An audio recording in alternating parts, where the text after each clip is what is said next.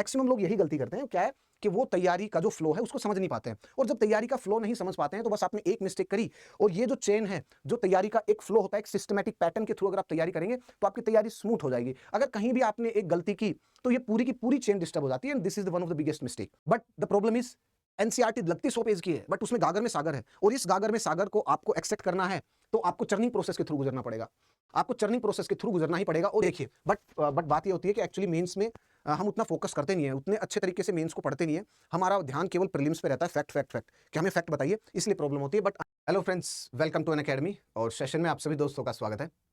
Friends, in a psychology experiment there were two groups, group A and group B, and these two groups were given a simple task that you need to write down the proper answer for this question, that how you are going to eat an elephant.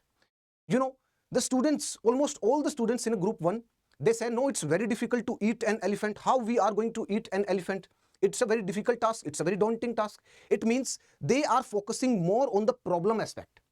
On the other hand, in the group B, there are few students who are focusing on the fact that how we can solve this problem.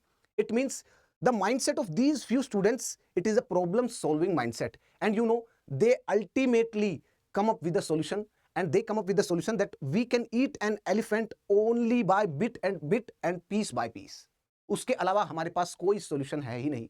You know, these few students who are in the group B, they are having the problem solving mindset, and this problem solving mindset is required in the UPSC, and be it any state civil service exam, UPSC के भी कोई भी exam आप उठा लीजिए, be it UPSC CAPF, be it EPFO, be it UPSC civil service exam, और UPSC civil service exam में तो इट्स वेरी मच नेसेसरी। अगर आपका प्रॉब्लम सॉल्विंग माइंडसेट नहीं है, so it's very difficult. Now if you are just starting your preparation, it means आप just a beginner हैं, अभी आपने 12th क्लास जस्ट क्लियर की है, and you are thinking to prepare for this exam, and you are struggling के कहां से start करें, कैसे स्टार्ट करें।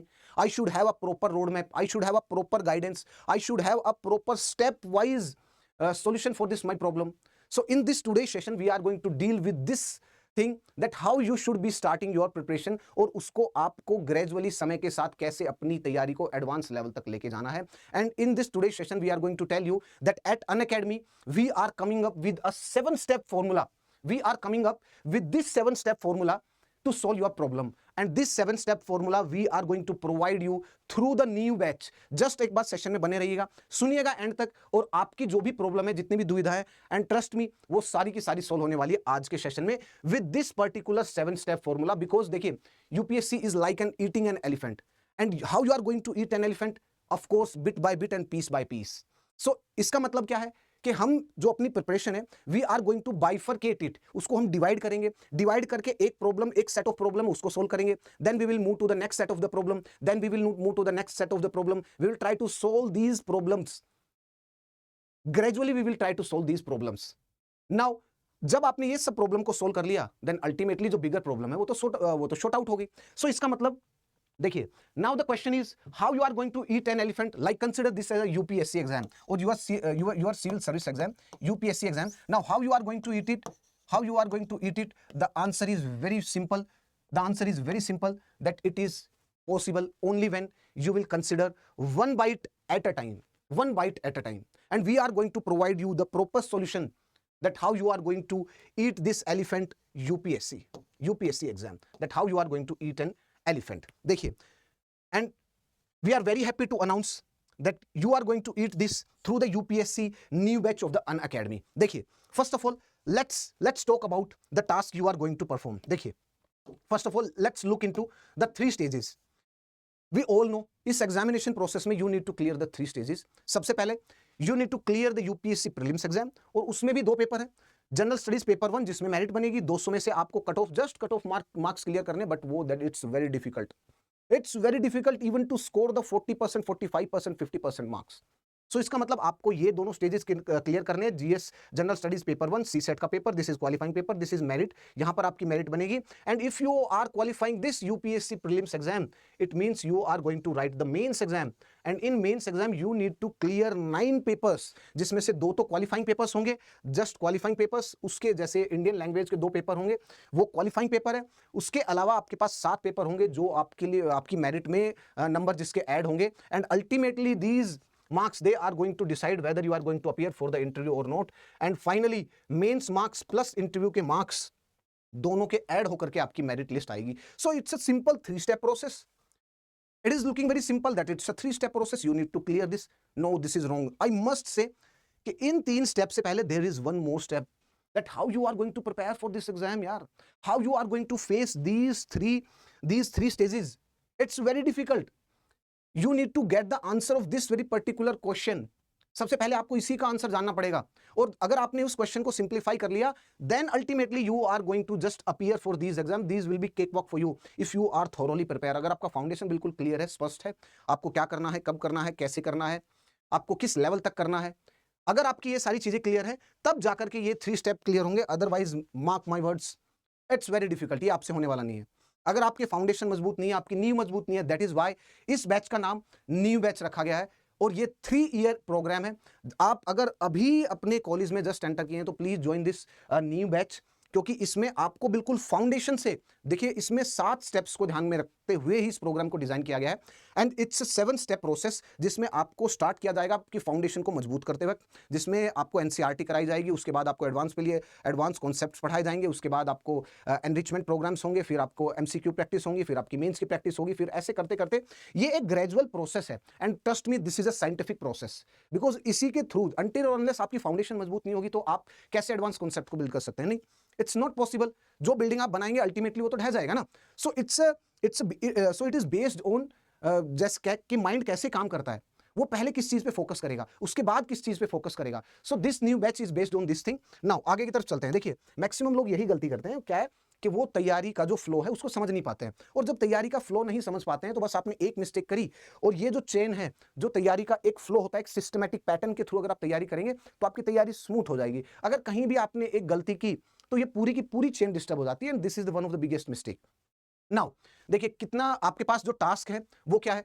आपको यूपीएससी प्रीलिम्स में general studies paper 1, general studies paper 2 जिसको हम सीसेट बोलते हैं, जनरल स्टडीज पेपर 1 का अपना खुद का एक सिलेबस है, जनरल स्टडीज पेपर 2 सीसेट का भी खुद का सिलेबस है. उसके बाद मेंस के जितने भी पेपर है, general study paper 1, general study paper 2, general study paper 3, general study paper 4, उसके बाद ऑप्शनल जो भी आप सेलेक्ट करेंगे उसका अपना एक खुद का सिलेबस है. इसका मतलब क्या ये किसी एलिफेंट से कम है क्या? No, it's a very difficult task. And now आपको अगर ये डिफिकल्ट टास्क अचीव करना है, कंप्लीट करना है, और मेंस का जैसे ये पैटर्न है, how you are going to through this 7 step success program, आपको ऐसे ही करना पड़ेगा, otherwise it would be very difficult. देखिए now we have come up with a new batch. I have already told you, new batch, this is the foundation batch for the UPSC civil service exam 2028. and what is this all about? This is a 3-year IAS foundation batch for under graduate.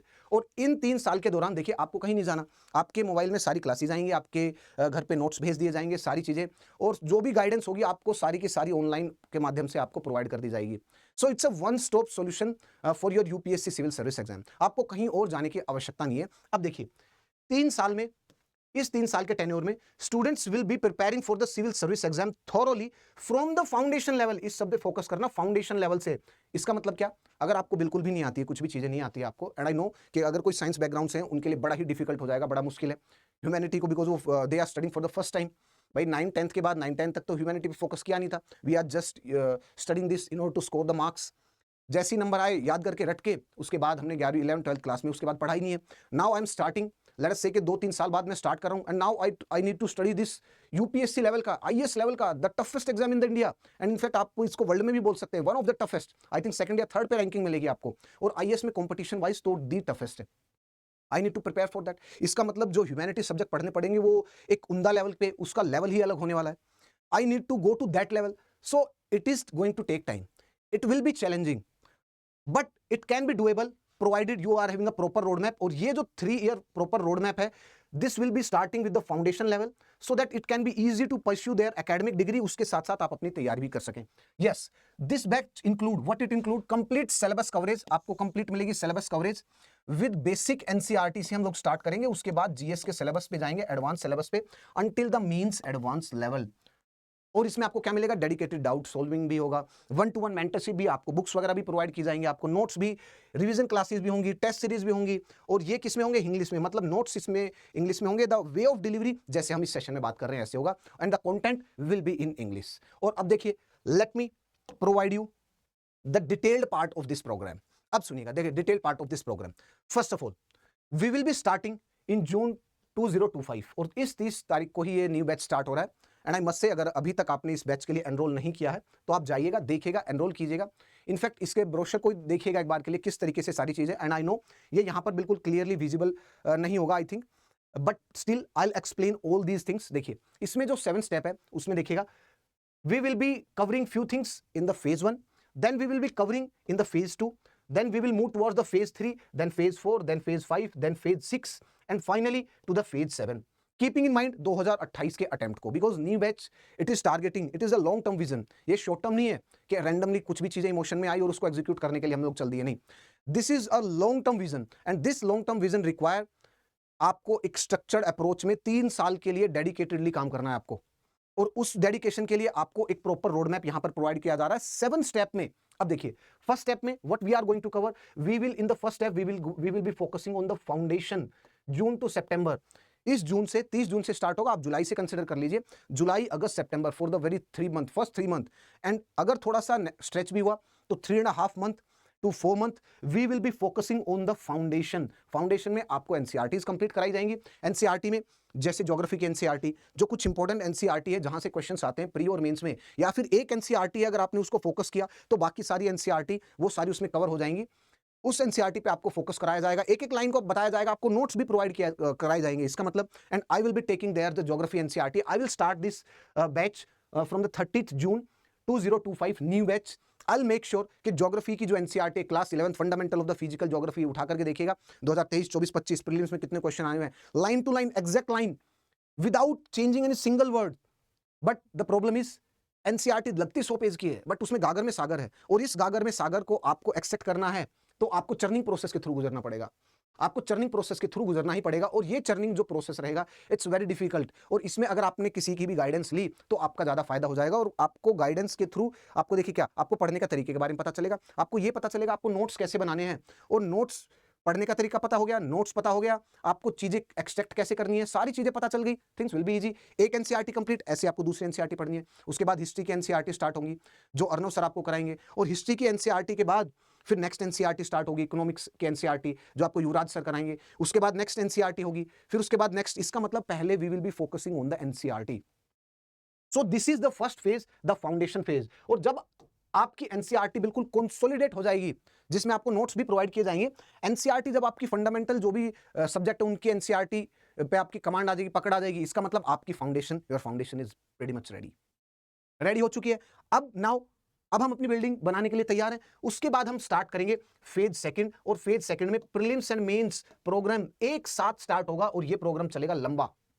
मतलब आप लगा लीजिए 2026 और 2027 almost 1.5 से 2 साल तक ये programme लंबा चलेगा। इसका मतलब what I am trying to say कि इसमें आपको कॉम्प्रिहेंसिवली सारी चीजें कराई जाएंगी, प्रीलिम्स और मेंस दोनों के पर्सपेक्टिव से। इन दोनों की तैयारी आइसोलेशन में नहीं होती है, इन दोनों की तैयारी एक साथ होती है, कॉम्प्रिहेंसिवली एक ही तरीके से।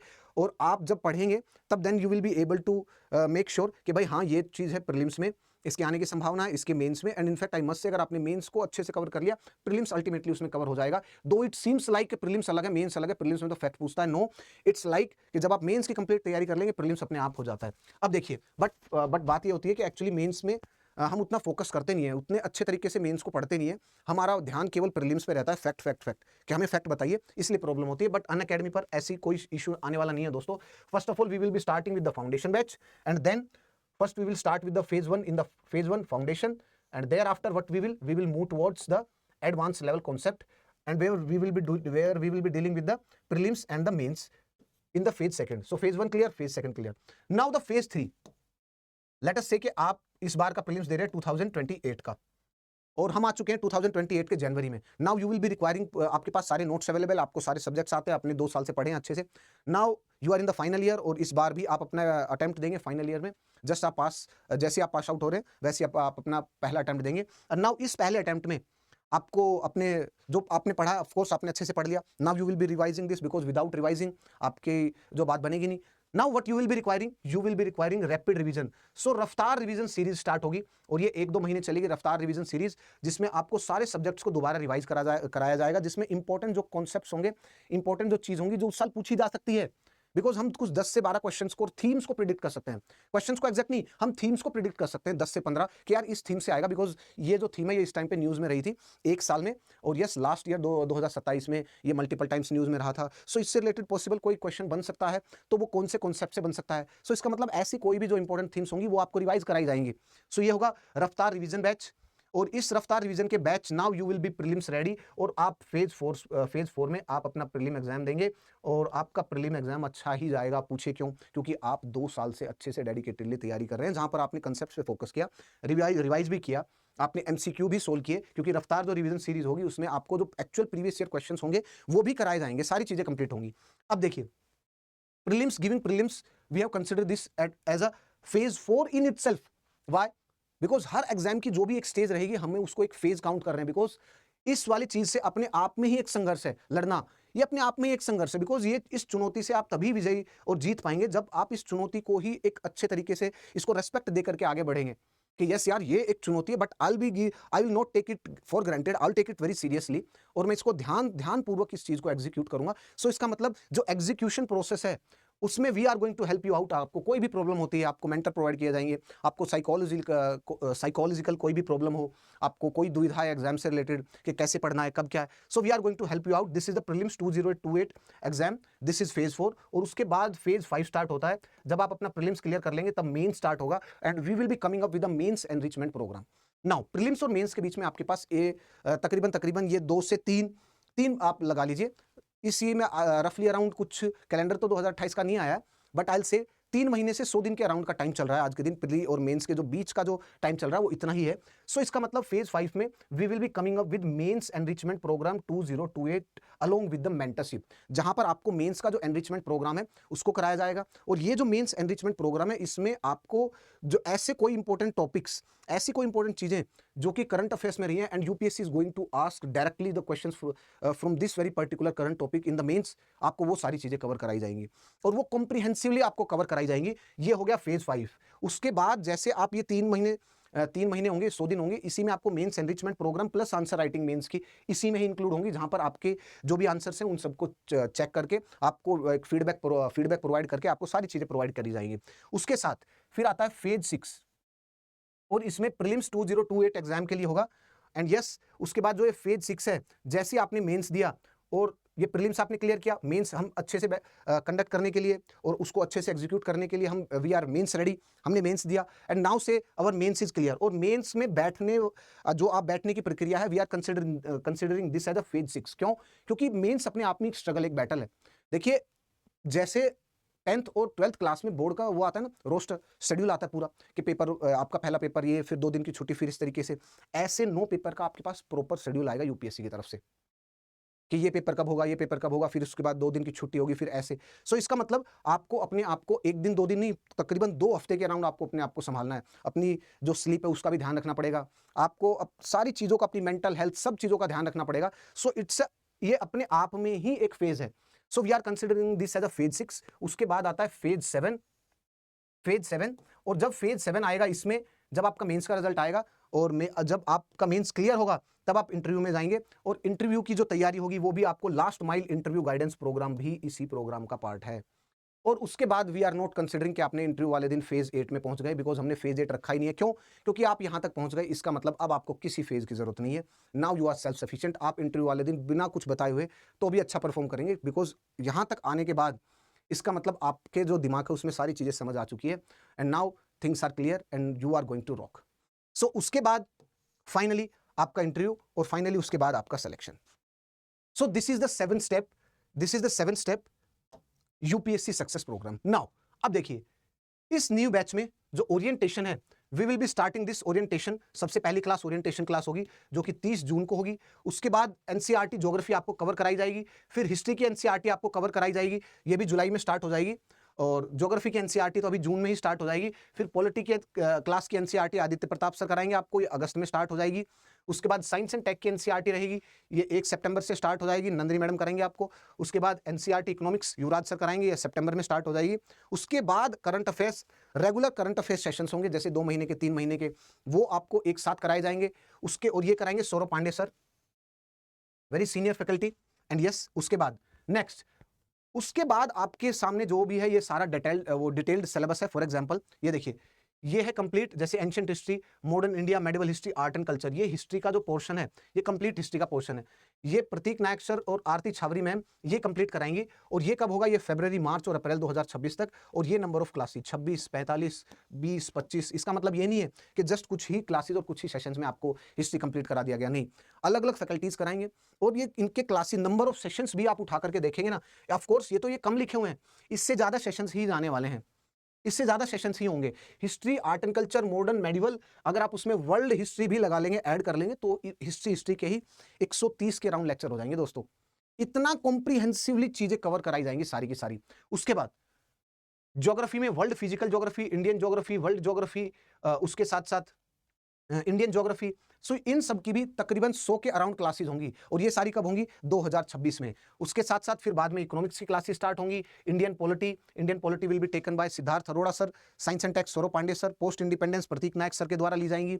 और ऐसे करके करते हुए आपकी लास्ट में फाइनली सी सेट की जो क्लासेस होंगी वो 110 क्लासेस लग के अराउंड, वो मधुकर कोटरे सर एंड में उसको कंप्लीट कराएंगे सी सेट। उसके बाद रिवीजन बैच स्टार्ट होगा, और वो होगा 2027 में। सो this is the comprehensive thing. और आपको कैसे तैयारी करनी है कॉम्प्रिहेंसिवली, बिल्कुल स्क्रैच से अगर करना चाहें तो इस तरीके से आपके पास टाइम टेबल, पूरा रोस्टर होना चाहिए। What you are going to complete this week, what you are going to complete this month, what you are going to complete in next 3 month. इस तरीके से कंप्लीट एक रोस्टर होगा, प्लानिंग होगी, then only you will be able to eat an elephant like a UPSC exam, like state civil service exam. Only then you can be able to, otherwise it's very difficult. I'm sorry to say, but it's very difficult my friends. देखिए, Unacademy पर 2 model है। एक है plus subscription का model, जिसमें आपके पास you can take the live class from the top educators, ये तो है ही, लाइव डाउट सॉल्विंग सेशंस भी है उसमें, उसमें हैंड रेज का ऑप्शन भी है, you can access that. Mains जो टेस्ट सीरीज है, you can go for evaluation of the mains test series. Constructed course with the PDFs वो भी आपको प्रोवाइड की जाएंगी, लाइव टेस्ट एंड क्विजेज वो सब भी होंगे, और unlimited access to the plus platform. So ये किस में आएगा, ये आएगा प्लस सब्सक्रिप्शन में। ये सारी चीजें आपको अनअकैडमी प्लस सब्सक्रिप्शन में प्रोवाइड की जाएंगी। And yes if you want a discount, आप ये कोड यूज कर सकते हैं SKY50, आपको डिस्काउंट मिलेगा। एंड यस नेक्स्ट एक है आइकॉनिक सब्सक्रिप्शन अनअकैडमी पर, और ये जो आइकॉनिक सब्सक्रिप्शन है इसमें आपको मेंटरशिप भी मिलेगी। आइकॉनिक में आपको जितने भी फीचर हैं प्लस के वो तो सब मिलेंगे, उसके साथ साथ इसमें आपको पर्सनलाइज कोच 1-to-1 मेंटरशिप भी मिलेगी आपको, ये इसमें एक्स्ट्रा है। बाकी सब mains answer writing, access to daily content, MCQ articles, ये सब भी है।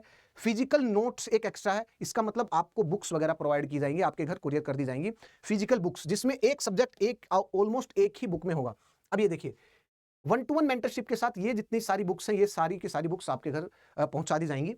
और इसमें क्या, जैसे वर्ल्ड हिस्ट्री जस्ट एक बुक में है, डिजास्टर मैनेजमेंट एक बुकलेट में, और इसी तरीके से सारे के सारे जितने भी है, इकोनॉमिक्स एक बुक में, इंटरनल सिक्योरिटी एक बुक में, इंडियन सोसाइटी एक बुक में, इंडियन ज्योग्राफी एक बुक में, आर्ट एंड कल्चर एक बुक में, इंडियन पॉलिटी एक ही बुक में। इसका मतलब आपको इंडियन ज्योग्राफी एक ही बुक में, इसका मतलब आपको कहीं जाने की आवश्यकता नहीं है, सारी चीजें एक साथ प्रोवाइड कर दी जा रही है आपको।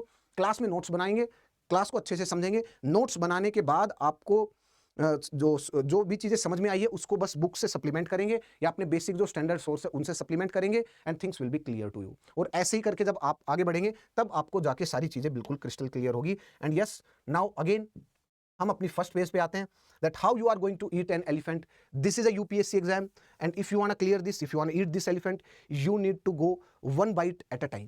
इसके अलावा और कोई समाधान नहीं है। अगर आप इसको एक बार में करना चाहें, इट्स वेरी डिफिकल्ट। आपको सबसे पहले जो मैंने आपको दिखाया, ये जो 3 स्टेप हैं, please do not consider these 3 step as the most important. उससे पहले जो आपकी फाउंडेशन है, उससे पहले जो आपकी प्रिपरेशन है, अगर उसमें आपका माइंडसेट बिल्कुल क्रिस्टल क्लियर है, that how you are going to execute that task, how you are going to eat that elephant, ये तो अल्टीमेटली क्लियर हो ही जाएगा। ठीक है, जैसे कि एक यूरोप में एक फेमस आई थिंक एक रेसर है, बाइसिकल रेसर, उनसे पूछा गया कि आप बताइए, उन्होंने वर्ल्ड मेडल, आई थिंक उन्होंने वर्ल्ड रिकॉर्ड को ब्रेक किया था। सो उनसे पूछा गया कि आपको आपने वर्ल्ड रिकॉर्ड, क्या आपको पता था वर्ल्ड रिकॉर्ड ब्रेक करेंगे आप? बोले कि यस आई वर अवेयर कि मैं एक दिन वर्ल्ड रिकॉर्ड ब्रेक करूंगा, वर्ल्ड रिकॉर्ड नहीं तो मैं एटलीस्ट बेस्ट परफॉर्म करूंगा अपने टाइम में। सो पूछा गया कि हाउ, आप क्या कोई भविष्य जानने वाले हैं क्या? उन्होंने कहा नहीं, भविष्य जानने वाला नहीं, बट द थिंग इज कि जिस टाइम पर -10 डिग्री टेम्परेचर में कोई भी प्रैक्टिस करने नहीं आ रहा था, मैं 365 दिनों तक मैंने प्रैक्टिस करने के लिए आया था। अभी तो जस्ट मोहर लगी है कंप्लीट, अभी तो जस्ट फाइनल हुआ है, अभी तो साइन हुआ है बस, दैट्स ऑल। बट जीत तो मैं उसी टाइम पर ही गया था। सो इसका मतलब फाउंडेशन के टाइम जब वो तैयारी कर रहे थे, वो कितने क्रिस्टल क्लियर था उनका माइंडसेट।